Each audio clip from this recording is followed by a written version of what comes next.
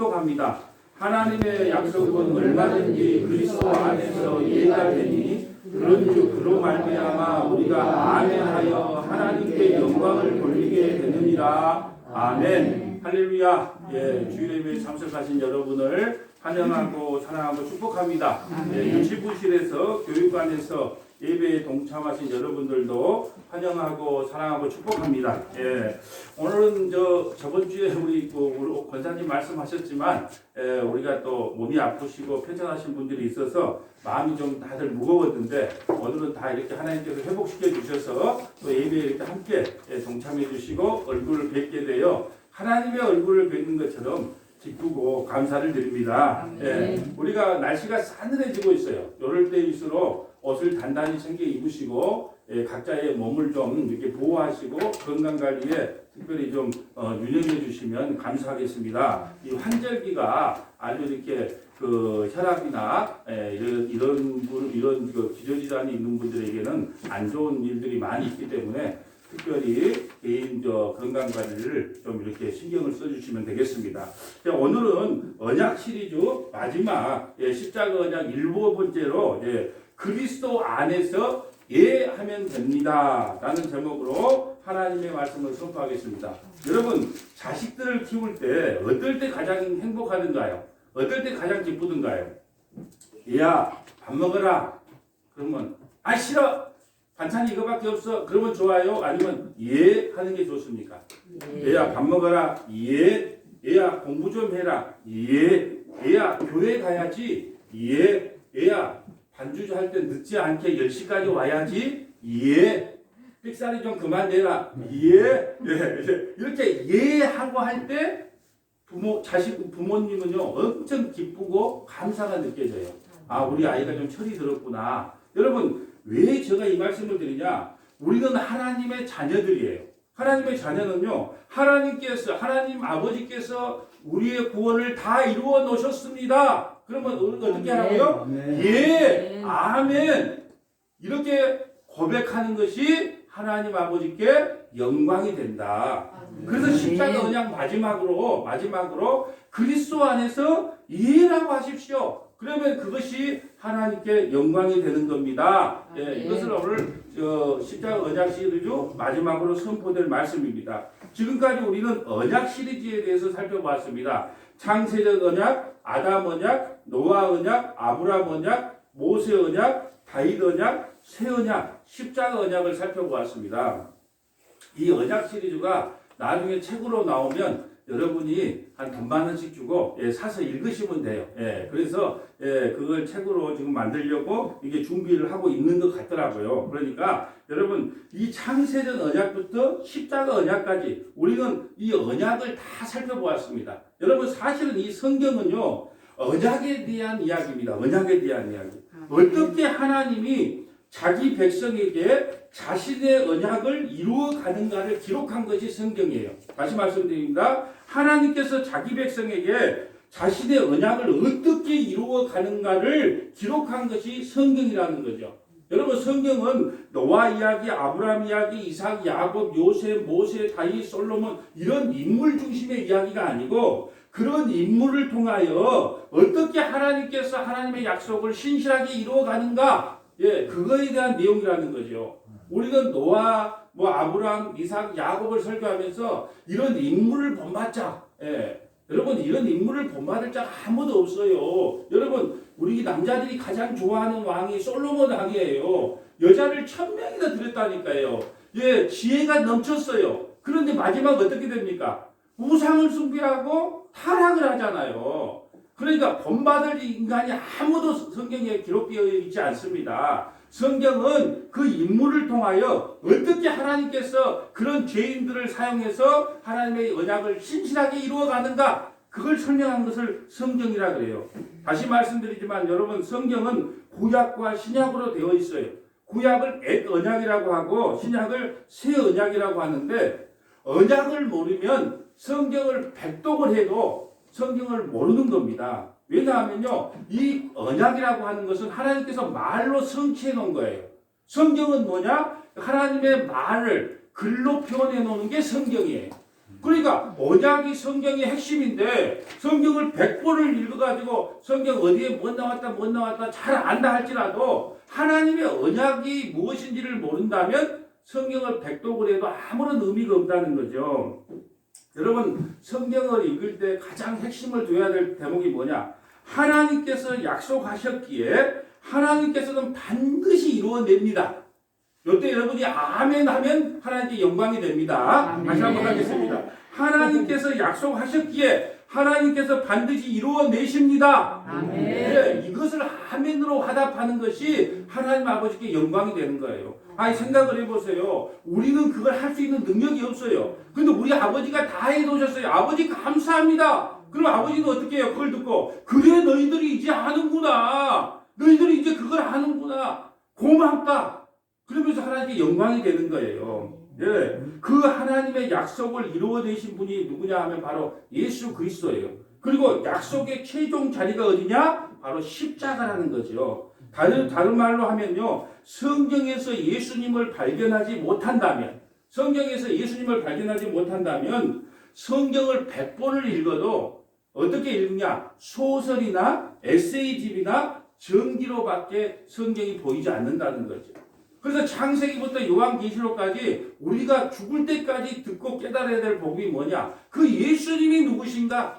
예수님이 나를 위해서 하신 일이 무엇인가? 그걸 죽을 때까지 듣는 거예요.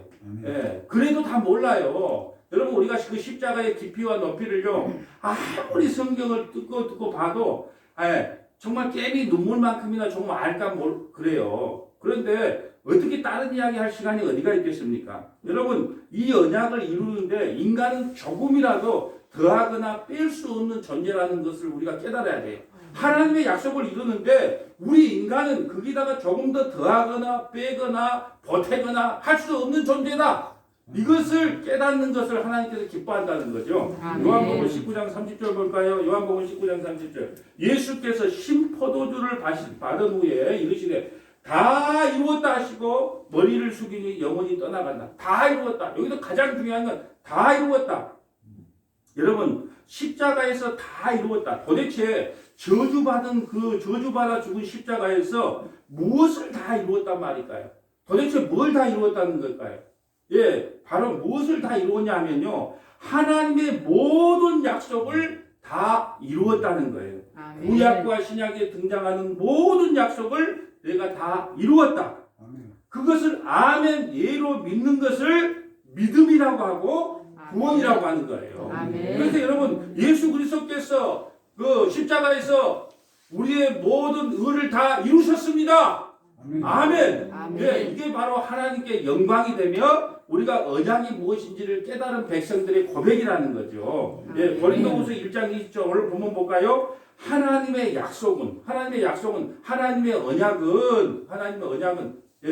하나님의 언약은 얼마든지 그리스도 안에서, 예, 누구 안에서요? 그리스도 안에서 예가 되니 그런즉 그로 말미암아 우리가 아멘하여 하나님께 영광을 돌리게 되었느니라. 여러분 하나님께 영광을 돌리는 방법은 여러분이 무엇을 해서가 아니에요. 하나님의 약속은 예수 그리스도 안에서 예가 됩니다. 그 약속을 다 이루신 걸 저는 아멘으로 믿습니다.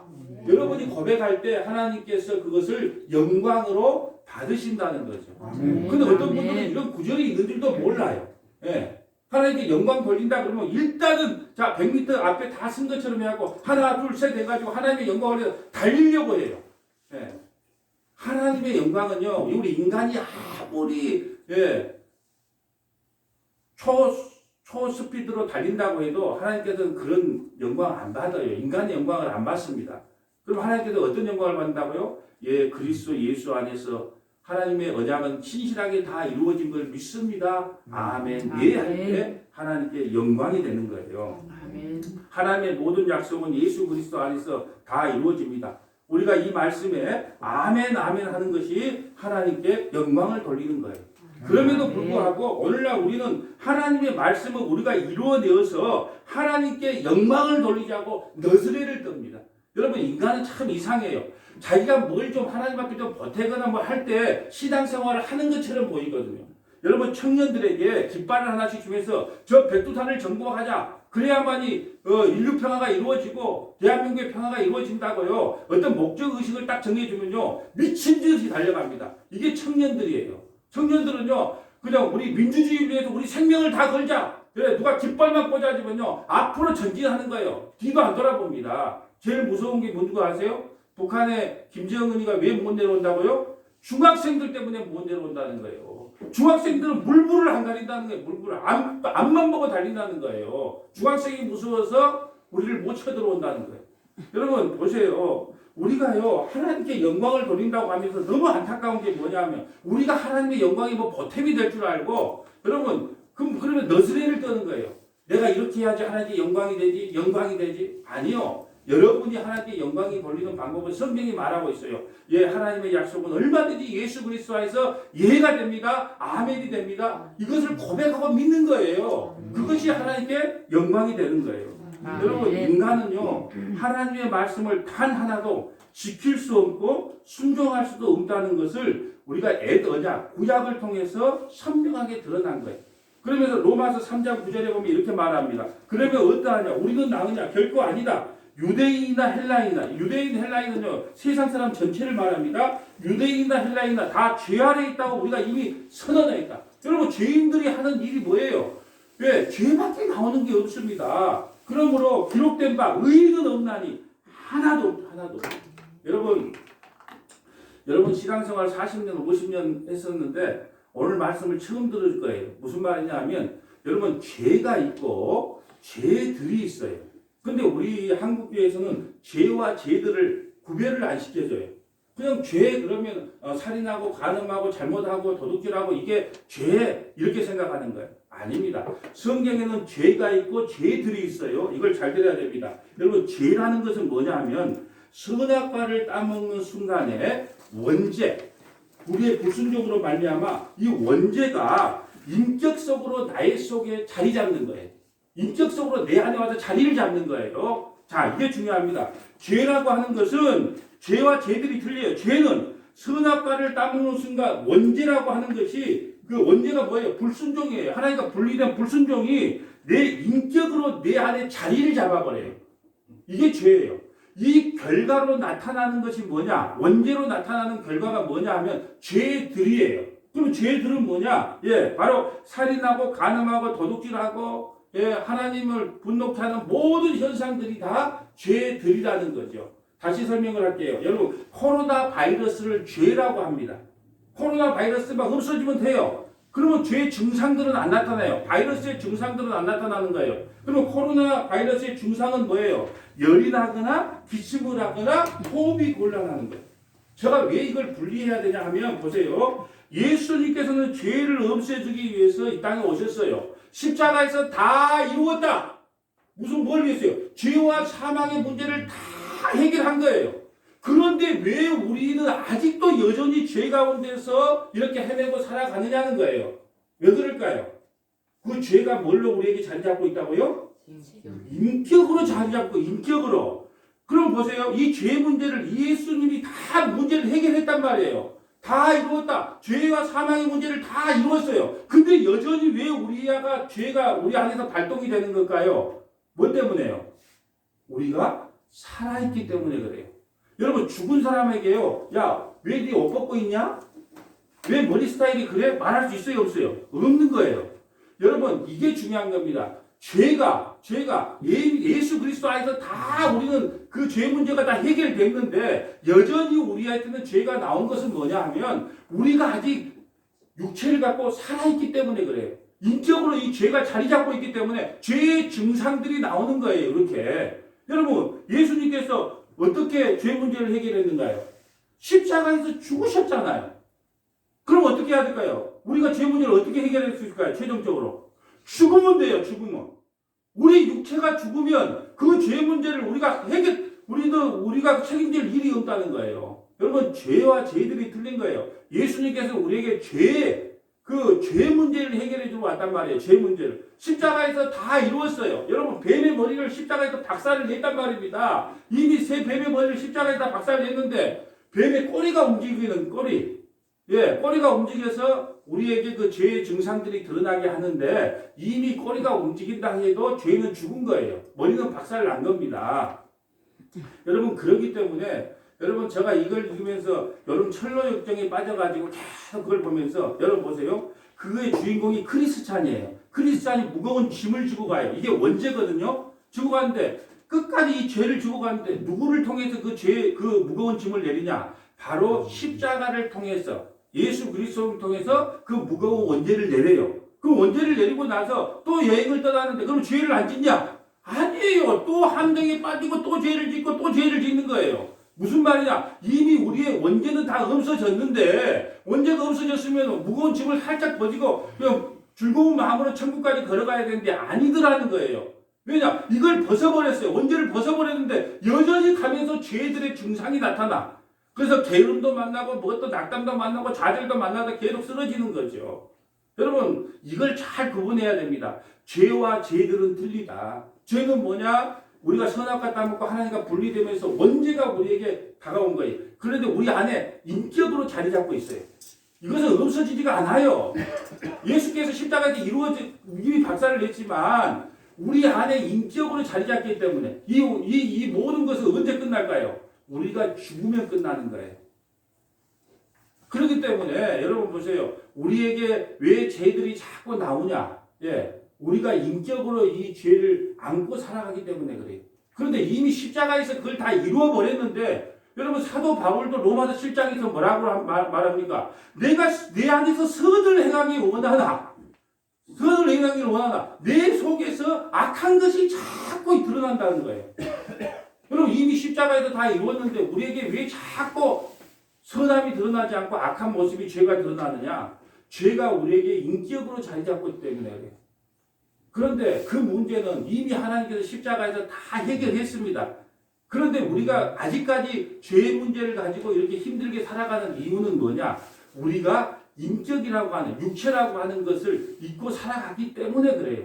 죽으면 끝나요. 죽으면 깨끗하게 끝납니다. 그래서 하나님께서는 성도들의 죽음을 귀하게 여기신다고 해요. 왜 귀하게 여긴다 그럴까요? 모든 원죄와 자범죄를요 한꺼번에 깨끗하게 해결되는 방법이 뭐냐? 우리 육체가 죽는 거예요. 예수 그리스도 안에서 죽으면 그 모든 것은 다 해결되는 거예요. 네, 그것이 바로 철로 역정에서 말하고자 하는 거예요. 십자가를 통해서 그 원죄 무거운 점은 없어졌지만 여행을 할 때 보면 너희들이 그러면 함정이 빠지지 않느냐? 아니자. 그래도 죄의 증상들이 계속 나타나지 않느냐? 그거예요 지금. 예. 참 저는 오늘도 몇 군데 인용을 해서 설명하겠지만 그걸 암기할 정도로 너무나 이게 성경을 우리가 멸망이라고 하는 동네에서 천국의 도성을 향해 가는데 너무나 성경을 제대로 이해를 했더란 말이에요. 그런데 누누이 말씀드리지만 성경 다음으로 많이 팔린 그 철로 역정을 그렇게 많이 팔렸음에도 불구하고 왜 아직까지 복음을 제대로 이해하지 못하는가? 그것도 또 신기하더라고요. 자, 보세요. 기록된 바 의인은 없나니 하나도 없다. 깨닫는 자도 없고 하나님을 찾는 자도 없고 다 치우쳐 함께 무익하게 되고 선을 행하는 자가 없나니 하나도 없다. 하나도 없다. 그들의 목구멍은 열린 무덤이요. 예. 그 혀로는 속임을 일삼으며 그 입술에는 독사의 독이 있고 여러분 솔직히 말을 하면 자기에게 이익된 대로 다 살살살살 조금씩 바꾸는 경향이 있어요 없어요?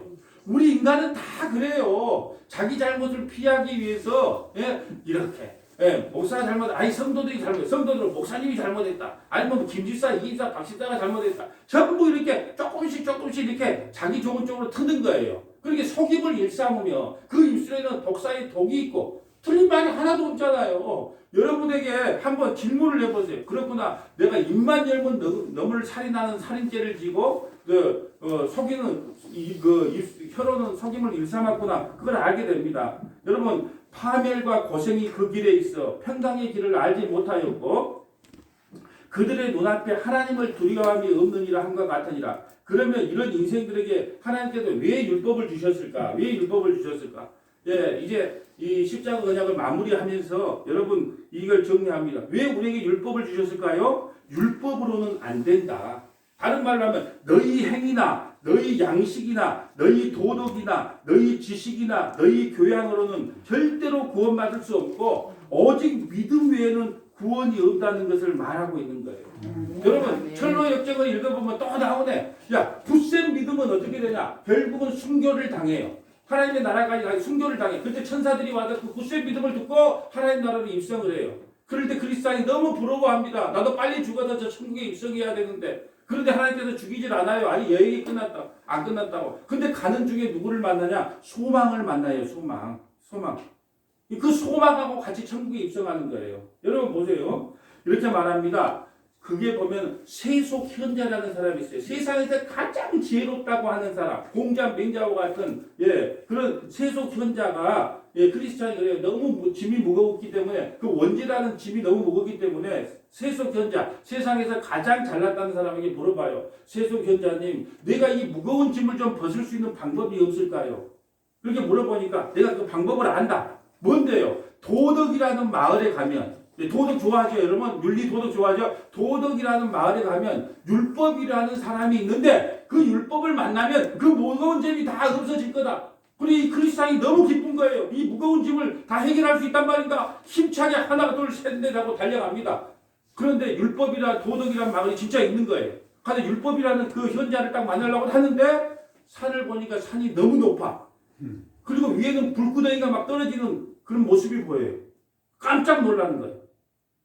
그때 전도자 예수님이 나타나서 너 왜 이쪽으로 왔니? 여러분 그건 뭘 상징할까요? 우리가 율법을 도저히 지킬 수 없는 거예요. 왜요? 그 산은 너무 높아. 그리고 그 불구덩이가 보이는 것은 뭐냐면 그 율법대로 살면, 그 율법에 취해서 복음을 알지 못하면 너희는 다 불구덩이에 들어간다는 거예요. 율법으로는 구원받을 자가 아무도 없다. 그걸 설명하는 거예요. 여러분 12년간 감옥에 있으면서 하나님께서 얼마나 문을 열어줬으면 그것이 그렇게 보이는 거예요. 그래서 전도자가 너 왜 여기 다른 길로 왔니? 그건 죄를 깨달으라고 한 거지, 이걸 믿고 이 사람에게 길을 맡기라고 준 것이 아니야. 그래서 깜짝 놀래가지고 바로 길을 되돌아가는 것을 봅니다. 율법이라고 하는 것은요, 무서움이에요. 무서움. 왜 무서울까요? 우리가 도저히 그걸 지킬 수가 없어요. 그래서 공포가 나타나는 거예요. 그래서 율법으로는 절대 구원받을 수 없고 오직 믿음 외에는 구원이 없다는 걸 우리에게 설명해 준 거예요. 그래서 우리에게 다른 의가 필요하다는 거죠. 자, 로마서 3장 19절 봅니다. 우리가 알거니와 율법이 말하는 바는 율법 아래에 있는 자에게 말하는 것이니 모든 입을 막고 온 세상으로 하나님의 심판 안에 있게 하려 합니다. 왜 우리에게 율법을 줬다고요? 제발 입을 좀 막고 예수 아니면 안 되는구나, 이것을 폭로시키기 위해서 우리에게 육체를 입고 살게 하는 거예요. 여러분 예수 그리스도 외에는 다른 방법이 없구나. 우리 입을 막았다니까요. 입을 막았다니까. 여러분 제가 설교를 통해 여러분이 입을 막아야 돼요. 아, 내 의로는 구원받을 수 없구나. 자꾸 입을 막는 행위를 해야 되는데 거기다가 자꾸 발전기를 돌려주면서 그래 잘한다 해주면은 율법의 길로 가는 거예요. 다른 길로 가는 겁니다. 그래서 율법을 우리에게 주신 것은요, 모든 입을 막고 온 세상이 하나님의 심판 아래 있다. 그래서 율법이 뭐예요? 오를 수 없는 산이에요. 불구덩이에요. 왜요? 그걸 통해서 누구를 찾아가라고? 예수님 찾아가라고 준 거란 말이에요. 20절. 그러므로 율법의 행위로 그 앞에 의롭다 하심을 얻을 육체가 없나니 율법으로는 죄를 깨닫는다. 여러분 죄가 인격으로 우리에게 아까 거한다 그랬어요.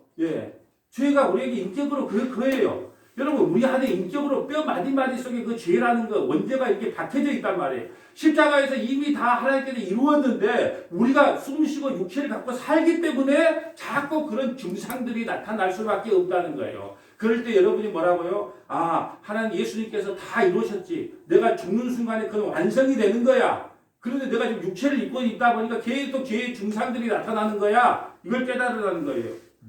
이제는 율법 외에 하나님의 한 의가 나타났으니 율법과 선지자들에게 증거를 받은 것이다. 구약 성경이 증거하는 것이 뭐냐? 너희 의로는 구원받을 수 없어. 오직 그 십자가의 의로만 구원받을 수 있어. 이걸 증거했다는 거예요. 곧 예수 그리스도를 믿음으로 말미암아 모든 믿는 자에게 미치는 하나님의 의리 차별이 없느니라. 이미 십자가에서 의롭다 하심을 입었어요. 우리는. 그런데 우리가 육체로 살아가고 있기 때문에 그 죄라는 것이 우리 인격 안에 들어가 있기 때문에 자꾸 우리를 넘어지게 하고 쓰러지게 하고 좌절되게 한다. 그러니까 이 원리 하나만 깨달으세요. 예수 그리스도께서 우리를 죄와 사망에서 이미 십자가에서 다 구원해 주셨습니다. 그런데 우리가 육체를 입고 살다 보니까 우리 가운데 죄의 증상들이 나타나는 거예요. 그런데 우리가 죽어버리면 뭐예요? 그 모든 문제가 다 해결되는 겁니다. 그래서 여러분 복음을 알다 보면요, 이 더러운 육체 빨리 여기서 벗어나야 내가 온전한 의를 이루는구나, 그걸 깨닫는 거예요. 여러분 육체를 입고 살면서요, 이 죄에서부터 자유로울 사람이 아무도 없다니까요. 여러분 보세요. 어떤 사람이 암에 걸렸어요. 암에 걸려 고통스러워하고 있는데 자기 손에 이 손톱만한 게 가시가 하나 박혀져 있어요. 그러면 이걸 고통스러워한다니까요. 인간은. 그 사람이 암에 걸려서 힘들어서 그냥 떼굴떼굴 굴구는 건 관심이 없어. 이거 좀 안 됐다 이 정도예요. 근데 내 밑에 이게 가시가 하나 박혀져 있으면 어떻게 해요? 죽겠다는 거예요. 죽겠다는 거예요. 너무 자식은 교통사고 나가지고 막 비몽사몽에 살아. 지금 그러고 있어. 근데 내 자식이 대학 떨어진 것 같고 막 소리소리 고랑을 지른다니까요. 우리 인간은 그런 존재예요. 우리 인간이. 그런데 우리가 온전히 이웃을 사랑할 수 있다? 남을 여러분 자신이 해보면 알잖아요. 이웃을 내 몸과 같이 사랑한다? 그게 가능한가요? 하나님, 나는 이웃을 도저히 내 몸같이 사랑할 수 없고 이웃이 좀 안 될 때 기분이 왠지 좋더라고요. 우리 인간이 그렇다니까. 왠지 이웃을 내 몸과 같이 사랑해라 했는데 이웃이 좀 안 됐어. 꼴보기 싫은 사람, 그 아들이 대학에 떨어졌대. 왠지 기분이 좋아. 이런 것이 있어도 너무 자식이 막 승승장구한 것이 그렇게 기쁘고 즐겁다? 이 인간이 그것이 안 된다는 거예요. 그런데 우리는 그렇게 할 수 있다고 가르쳐. 우리가 나는 안 된다고 가르치고, 그러니까 예수도 붙잡으라고 가르치는 거예요. 자기의 의가 드러나면 드러날수록요, 예수하고는 멀어지는 거예요. 그래서 우리가 자꾸 폭로돼요. 그러니까 설교가 재미가 없어요. 당연히 재미가 없지요. 왜요? 우리가 자꾸 할 수 있다고 자꾸 이렇게 업그레이드를 시켜줘야 되는데 안 됩니다. 우리는 우리 의로는요, 하나님을 만날 수 없기 때문에 우리는 다 부정당하고, 그렇기 때문에 예수 붙잡아야 됩니다. 이런 말을 누가 좋아하겠냐는 거죠. 23절 모든 사람이 죄를 범하였음에 하나님의 영광에 이르지 못했다. 그리스도 예수 안에 있는 속량으로 말미암아 하나님의 은혜로 값없이 의롭다 하심을 얻은 자 되었느니라. 그러므로 하나님의 모든 언약은 인간이 이루어낼 수 없다는 것을 구약을 통해서 우리에게 보여주고 있어요. 여러분 구약은요, 육체를 상징합니다. 신약은요, 영을 상징해요. 영을 상징해.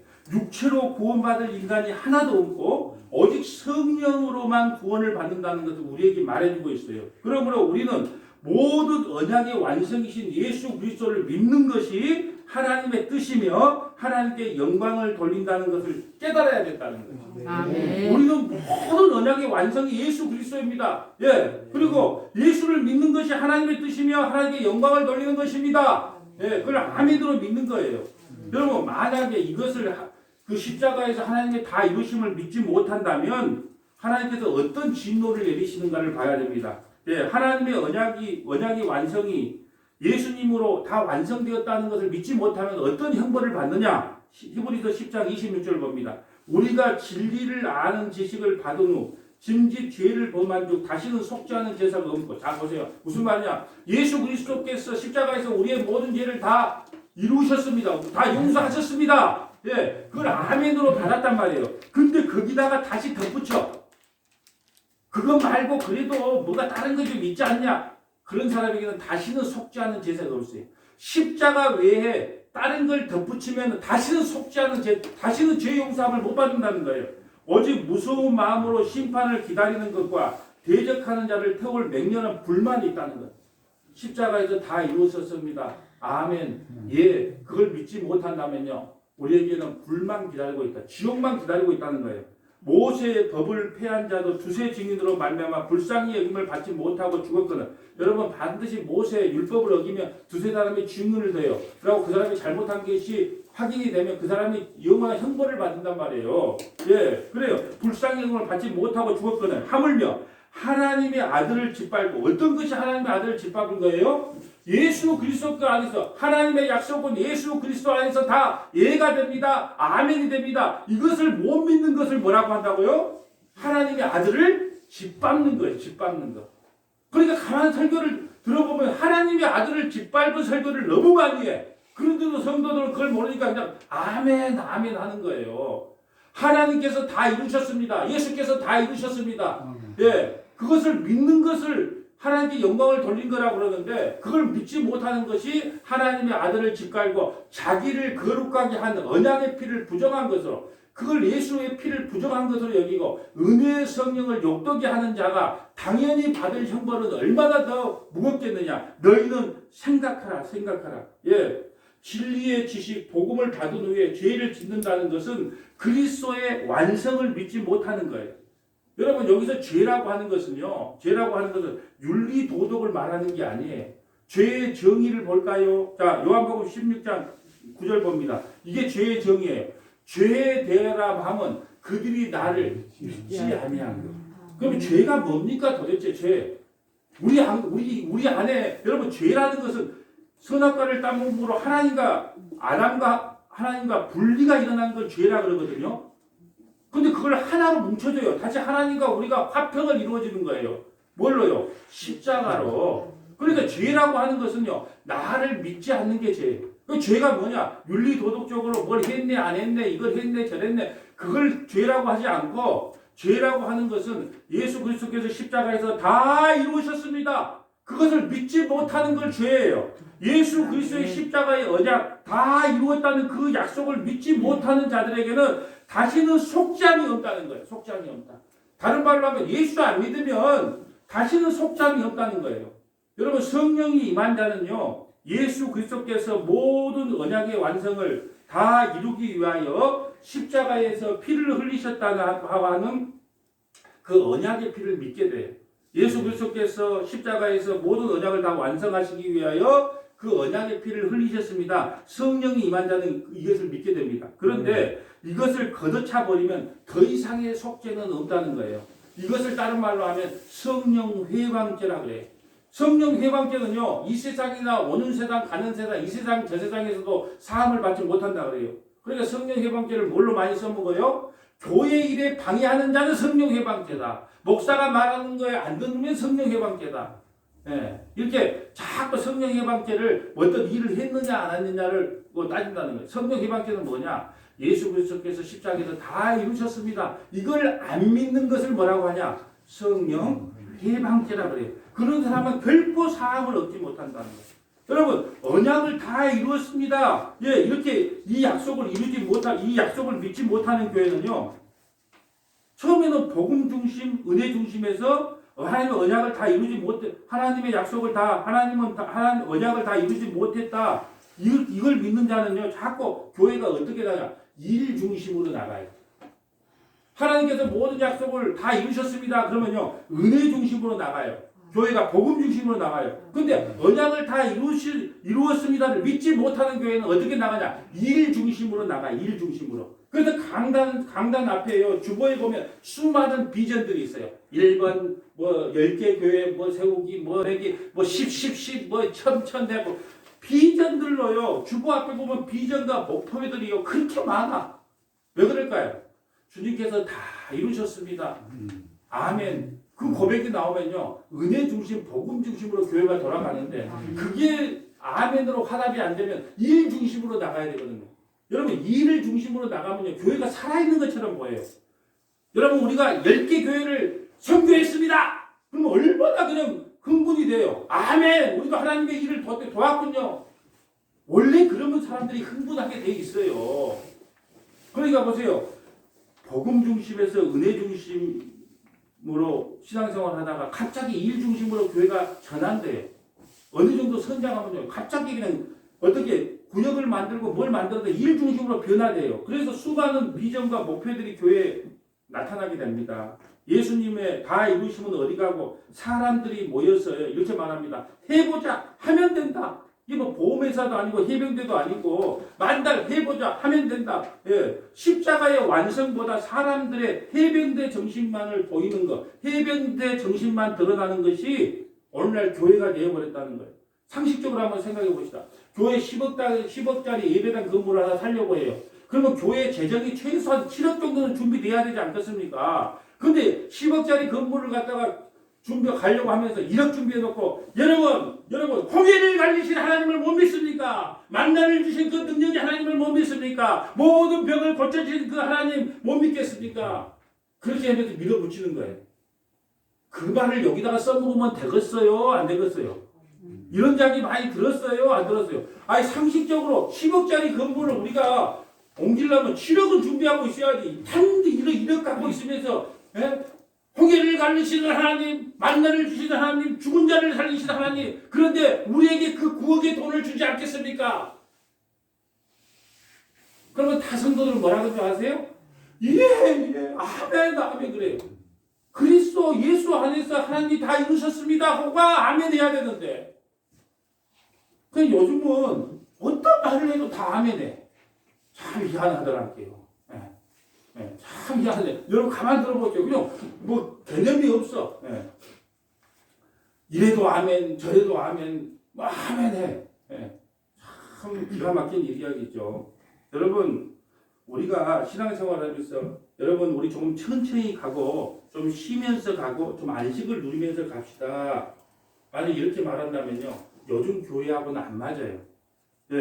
여러분 우리 너무 급하게 달려왔습니다. 좀 천천히 가고 쉬면서 가고 안식을 누리면서 갑시다. 여러분 그래서 저는요 우리 교회 믿음의 권속들에게요 특별히 뭐 시킨 거 없어요. 여러분 큰 교회 가보세요. 무슨 부 해가지고 얼마나 바쁜 줄 아세요? 우리 찬양부가 잘 찬양 인도해주고 우리 금요일날 그 나온 설거지 그 우리 지사님들이 잘 청소해 하고 좀 칼락칼락 그러면 어떻습니까? 먼지 좀 안 닦아지면 어째요? 별로 청소도 안 시켜요. 제가 원하는 건 뭐냐? 교회에 와서 예수 그리스도를 통하여 복음을 통하여 여러분이 안식을 느끼고 내가 십자가의 사랑을 이렇게 받은 존재라는 말인가? 그러면서 하나님께 기뻐하고 감사하고 그렇게 돌아가는 걸 원하는 거예요.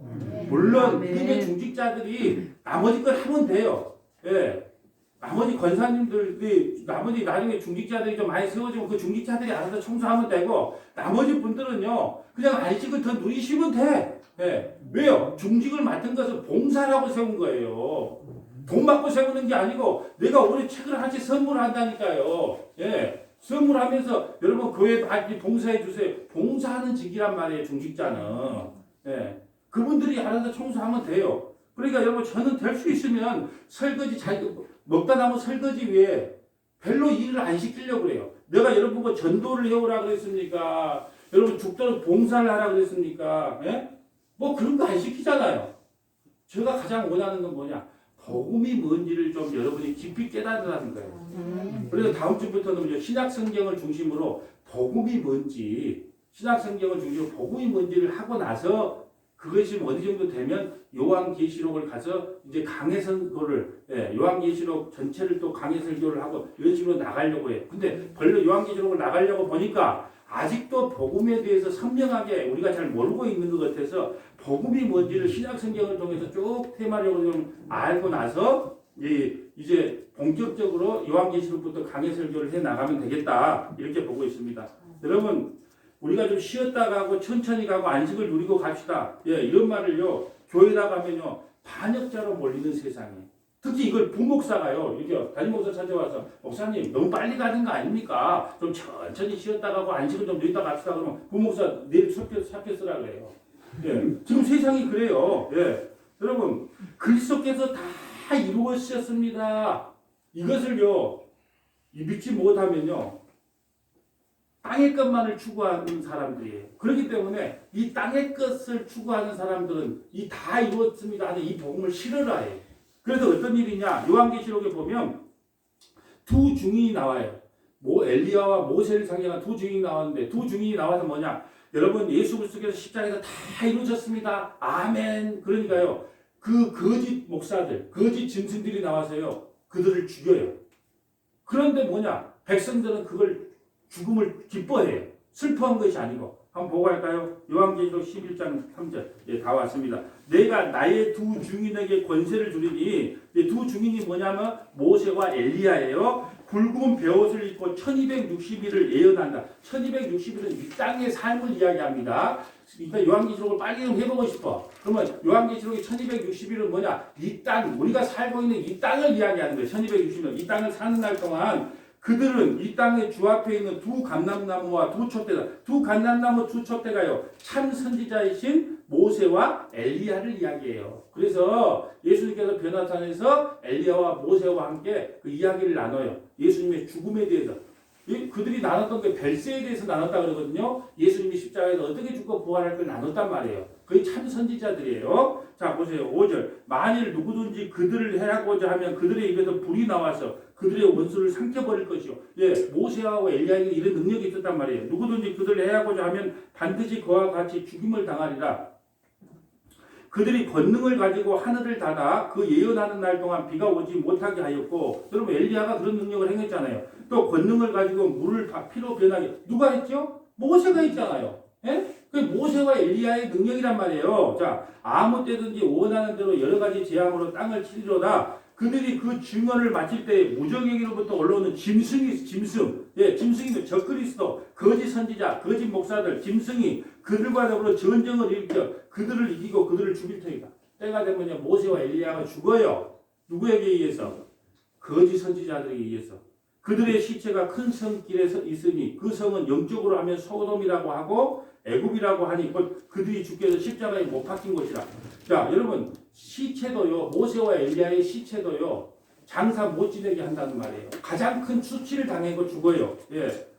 9절. 백성들과 족속과 방언과 나라 중에서 사람들이 그 시체를 사흘 밤낮 동안 무덤에 장사하지 못하게 하리로다. 이 두 선지자가 땅에 사는 자들을 괴롭히게 한 거로. 여러분 두 선지자가 땅에 사는 사람들을 괴롭히게 했다는 거예요. 모세와 엘리야가 땅에 사는 사람들을 괴롭혔다는 거예요. 고로 땅에 사는 자들이 그들의 죽음을 즐거워하고 기뻐하여 서로 예물을 보냅니다.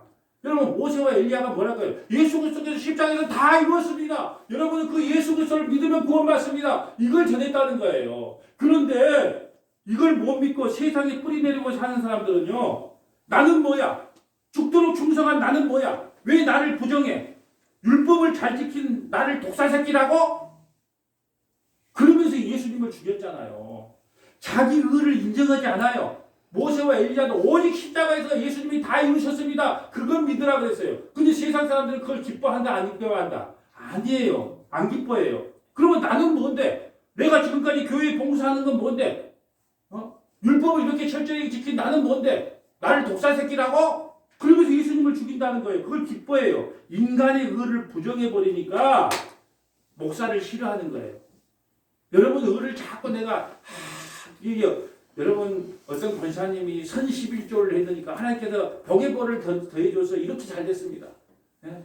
새벽에 와서 열심히 기도했더만 그 집 자식이 공무원에 그냥 5급 공무원이 바로 합격했습니다. 그러면서 자꾸 의를 드러내주면 목사님 하면서 이렇게 충성이 되는데 그걸 부정시켜버려요. 그래서 모세와 엘리야를 미워한 것처럼 오늘날도 예수 그리스도 안에서 다 이루었습니다. 그러면 그 목사를 존경한 것이 아니고 미워한다니까요. 똑같은 이해래요. 그 두 증인이 십자가의 복음, 은혜의 복음, 그리스도 안에서 다 이루었다. 이 참복음을 전하니까 짐승들이 땅의 것만을 추구하고 살아가는 그 짐승들이요. 두 증인의 죽음을 보고 기뻐했다는 거예요. 다시 말씀드리지만 오늘날도요. 좀 천천히 갑시다. 쉬었다 갑시다. 안식하면 갑시다. 그 은혜를 믿고 기쁨을 누립시다 하면요. 땅의 것에 물들인 바벨론 교회가요. 어떻게 반응을 할까요? 요즘 교회는요. 복음 중심이 아니라 모든 게 사역 중심이고 일 중심이에요. 교회에 와서 십자가의 복음을 통하여 기쁨과 감사를 누리기 위함이 아니에요. 여러분 복음을 통해서 기쁨과 감사가 올라나야 되는데요. 예. 그것이 잊어버린 지가 오래됐다는 거죠. 여러분 예수님이 못 박힌 곳이 어디입니까? 예수님이 못 박힌 곳에서 죽으신 곳이 어디예요? 하나님을 가장 잘 섬긴다는 예루살렘에서 죽으셨습니다. 그곳에 성전이 있었고요. 예루살렘에 성전이 있었고 율법이 있었고 제사가 있었고 제사장이 있었고 서기관과 바리새인들이 있었던 그곳에서 예수님이 죽으셨다는 거예요. 여러분 이 말씀을 잘 들어야 됩니다. 하나님을 가장 잘 섬긴다는 예루살렘에서 예수님은 죽으셨어요.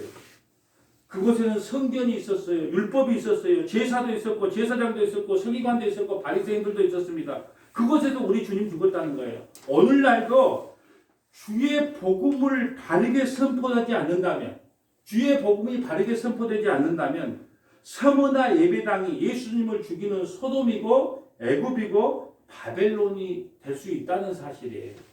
오늘날 교회에, 우리 교회 이름을 바꿔야 된다고 그랬잖아요. 어떤 교회요? 명성교회, 제일교회, 중앙교회 이렇게 바꿔, 잘되는 교회, 복주는 교회 이렇게 바꿔야 되는데 서머나 교회라고 그랬단 말이에요. 서머나 교회는 고난과 궁핍이 많아. 예. 그렇지만 하나님께서 두 가지 복을 한꺼번에 준 교회잖아요. 이거는 금요성경 공부 때 다 배웠을 거예요. 예, 그 이름답게 가는 겁니다. 그렇지 않으면 당내에서 결정하고 당내에도 우리 복 받는 교회를 좀 바꿔볼까요? 그래서 이름을 바꿔야 돼 지금. 예? 서머나 교회는 고난과 궁핍이 많은 교회예요. 그렇지만 하나님께서 생명의 멸류관을 주시고 둘째 해 사망의 해를 받지 않는다고 하는 복을 줬단 말이에요. 그러니까 오늘날 하나님을 가장 잘 섬긴다는 예배당에서 십자가의 복음이 온전히 선포되지 않는다면 그곳이 바로 예수님을 죽이는 공간이 된다는 거예요.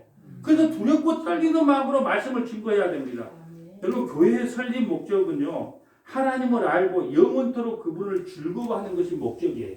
네. 교회의 설립 목적은 하나님을 알고 영원토록 그분을 즐거워하면서 사는 것이 목적이라는 거예요. 여러분, 은혜 받으면요, 은혜 받으면 저는요, 세월이 좀 오래 걸려도 은혜 받기를 소망합니다. 은혜를 받으면요, 스스로 감사함으로 연보도 하고 봉사도 하고 선교도 해요.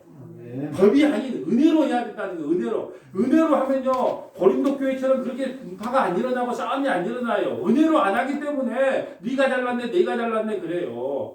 그러니까 은혜가 충만해질 때까지 그 복음을 선명하게 전하는 거예요. 그러면 내가 그렇게 사랑받은 존재야? 그렇게 십자가의 사랑과 깊이와 높이가 큰 거야? 그걸 깨달으면요, 너희 하든 안 하든지 스스로 그냥 하나님 앞에 그걸 한단 말이에요. 헌금 연보도 하고 그냥 봉사도 하고 헌신도 하고 목사님 밥도 사주고 그렇게 하게 돼 있어요. 예. 뭘 해서 복을 받는 게 아니고 은혜를 먼저 깨닫는 것이 중요하다는 거죠. 예. 그래서 제가 여러분에게 말씀드립니다. 뭐가 중요한지. 그 어디서 옛날 드라마에 보면 뭐가 중요한지 거기 나오죠. 뭐가 중요한지. 그게 교회가 뭐가 중요한지. 예. 그러니까 여러분이 다 교회가 봉사한다 일한다 그러면 뭐가 중요한지. 여러분 항상 그걸 잊지 마. 뭐가 중요한지. 예수 그리스도께서 십자가에서 다 이루셨습니다. 아멘. 예. 그걸 믿는 것이 중요하지. 뭐가 더 중요한지. 이걸 항상 고백하기를 바랍니다. 말씀을 정리합니다. 모든 언약의 완성은 예수님께서 십자가에서 자기 피로 완성했다는 것을 믿고 우리는 아멘 아멘 하면서 그분을 더 알고 더 감사하고 더 기뻐하시기를 주님의 이름으로 간절히 축복합니다. 아멘. 거룩하신 하나님 감사합니다.